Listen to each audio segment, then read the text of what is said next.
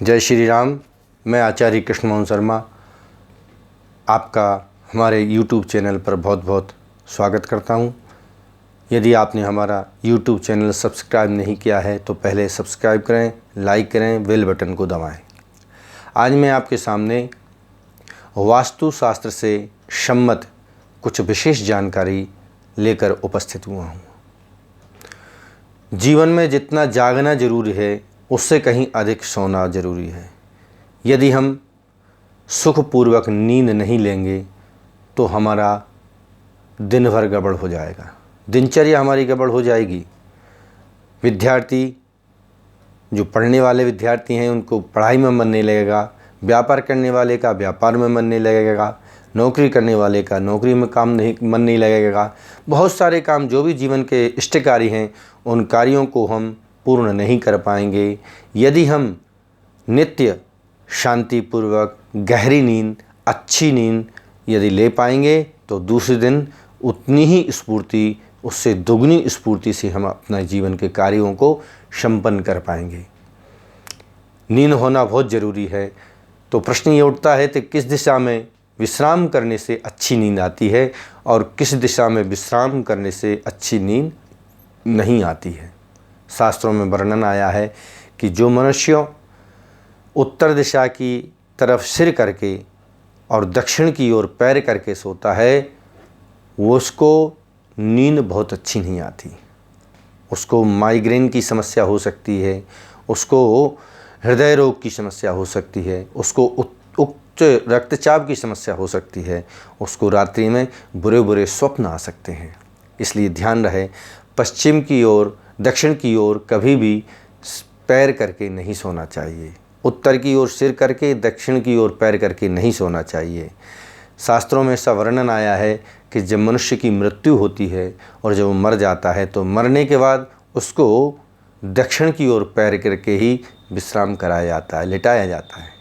चिता में जब उसको अंतिम अग्नि दी जाती है, अंतिम संस्कार किया जाता है, उस समय मुर्दे का जो शरीर रखा जाता है उसके पैर दक्षिण की ओर ही किए जाते हैं। उसका दूसरा कारण एक और है कि दक्षिण में यमराज का स्थान है। दक्षिण दिशा के स्वामी यमराज हैं और जब मनुष्य मर जाता है तो यमलोक जाने में उसको कोई परेशानी ना हो, इसलिए उस मुर्दे के पैर दक्षिण की ओर किए जाते हैं। दक्षिण दिशा एक नकारात्मक ऊर्जा प्रदान करने वाली दिशा है और जब हम उत्तर की ओर सिर करके दक्षिण की ओर पैर करके सोएंगे और प्रातः जब हम उठेंगे, जागेंगे तो हमारी जो ऊर्जा है वो हमको सवेरे सवेरे जो ऊर्जा प्राप्त होगी वो नकारात्मक ऊर्जा प्राप्त होगी। इसलिए ध्यान रहे, कभी भी दक्षिण की ओर पैर करके विश्राम नहीं करना चाहिए।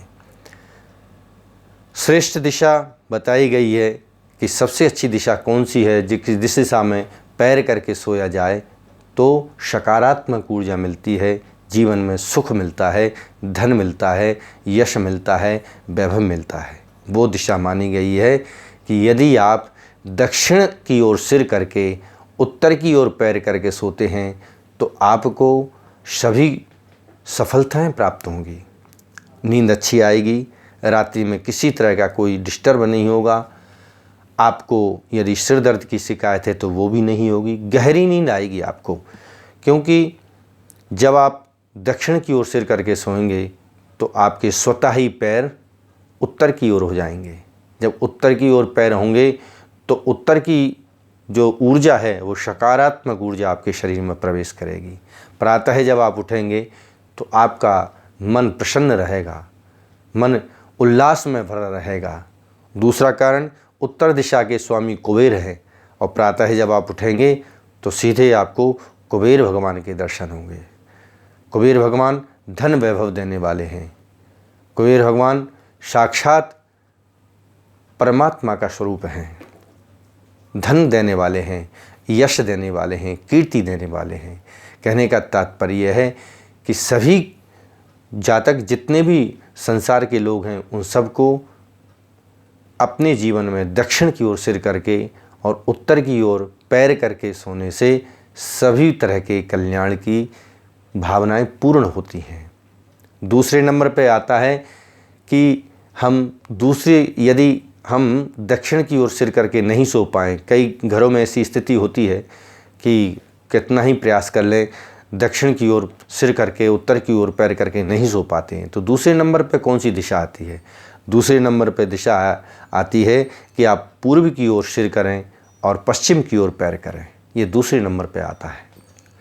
यदि आप पूर्व की ओर सिर करेंगे तो प्रातः जब सूर्योदय होता है तो सूर्य की जो ऊर्जा है वो आपके सिर के माध्यम से आपके शरीर में प्रवेश करेगी। दूसरा, पूर्व के देवता सूर्य हैं।